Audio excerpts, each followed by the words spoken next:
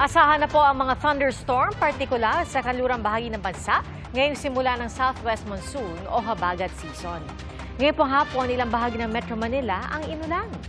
Ating saksihan. Bumagal ang daloy ng trapiko sa bahagi ito ng EDSA sa Quezon City. Sa gitna yan ng malakas na ulan kaninang hapon.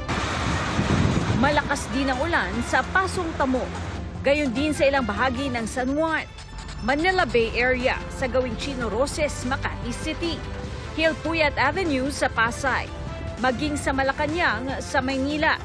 Nakaranas din ng pag-ulan sa ilang bahagi ng Samal Bataan at sa Cabanatuan City at iba pang bahagi ng Nueva Ecija. Ayon sa Pag-asa, simula na ng southwest monsoon o habagat season. Humihina rin ang epekto ng easterlies kaya asahan na raw ang pag-ulan at thunderstorms, partikular sa kanlurang bahagi ng bansa. Pero hindi pa yan ang simula ng tag-ulan, na ayon sa Pag-asa ay posible palang maideklara sa susunod na 2 linggo. Sa datos ng Metro Weather, umaga pa lang bukas ay asahan na ang pag-ulan sa malaking bahagi ng Luzon.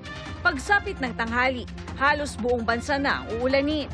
Magiging maulan din sa kanlurang bahagi ng Luzon at Visayas sa linggo.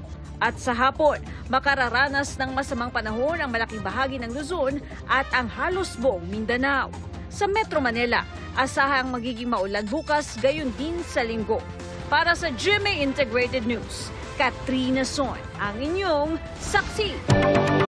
Mga kapuso, maging una sa saksi. Mag-subscribe sa GMA Integrated News sa YouTube para sa iba't ibang balita.